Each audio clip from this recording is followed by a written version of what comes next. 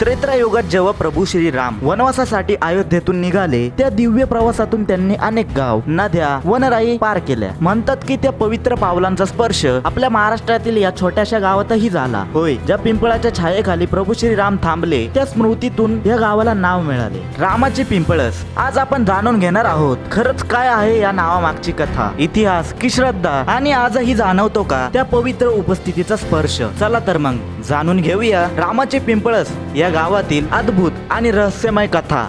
नमस्कार मित्रांनो, एक पाऊल मंदिराकडे या चॅनल मध्ये आपल्या सर्वांचे सहर्ष स्वागत. हे मंदिर 75 वर्षापूर्वीचे होते. पूर्वी हे मंदिर सागाच्या लाकडाचे असून मंदिराचा जीर्णोद्धार लोकवर्गणीतून करण्यात आला. मंदिर 60 बाय 40 असून मंदिरावर कळस 21 फुटाचा आहे. मंदिराचा गाभारा हा 10 बाय 8 फूट इतका असून मूर्तीची उंची 3 ते 3.5 फूट इतकी आहे. समोरच छोटीशी हनुमंतरायांची ही मूर्ती आहे. असे म्हणले जाते की प्रभू श्रीराम वनवासाला गेले होते तेव्हा ह्या गावामधून गेले होते. तसेच या गावामध्ये पिंपळाची झाडे जास्त होते, त्यामुळे या गावाला रामाची पिंपळस असे नाव पडले. मंदिरामध्ये रोज रात्री रामरक्षा पठण 8 वाजेला असते. सकाळी व सायंकाळी पूजा असते. रामनवमीला रथाची मिरवणूक, कुस्त्यांची दंगल, मोठी यात्रा भरते. जन्मोत्सवासाठी गुढीपाडवा ते रामनवमी सप्ताह कीर्तन, प्रवचन, हरिपाठही असतो. पुढील माहिती येथील पुजाऱ्यांकडून जाणून घेऊया.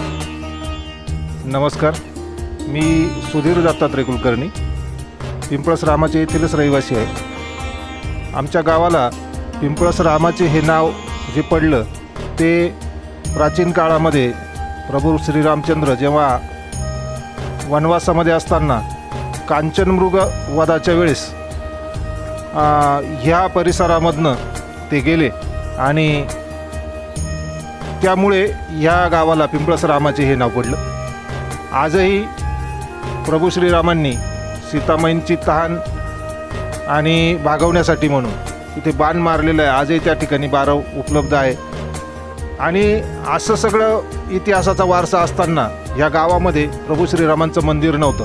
म्हणून एक 80 ते 85 वर्षापूर्वी आमच्या पूर्वीच्या ग्रामस्थांनी ठरवलं की या ठिकाणी आपलं प्रभू श्रीरामांचं असं भव्य असं मंदिर असलं पाहिजे. आणि म्हणून प्रभू श्रीरामांच्या मंदिरासाठी त्यांनी संकल्प सोडला आणि संपूर्ण गाव एकत्र झालं.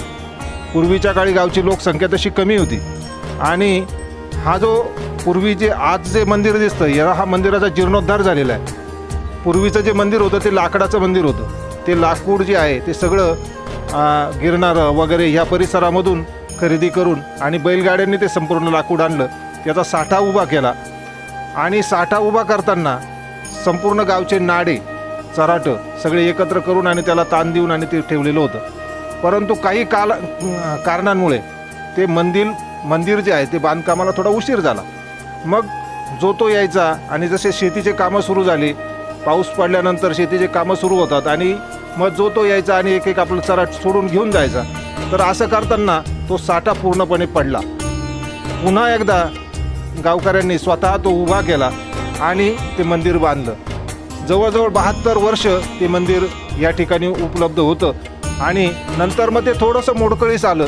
त्यामुळे संपूर्ण परत आत्ता ज्या आमच्या पिढीने ठरवलं की आपण आता पुन्हा एकदा याचा जीर्णोद्धार करावा आणि म्हणून आज जे आपण मंदिर बघतो आहोत हे जीर्णोद्धारित केलेलं मंदिर आहे. प्रभू श्रीरामांची मूर्ती मात्र ही त्याच मूर्ती आहेत.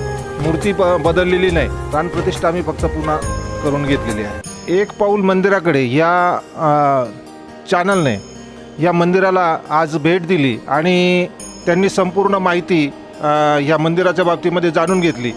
मी आपणा सर्वांना एकच विनंती करेल की या चॅनलला आपण लाईक आणि सबस्क्राईब करावं. धन्यवाद. व्हिडिओ आवडल्यास चॅनलला लाईक, शेअर व सबस्क्राईब करण्यास विसरू नका.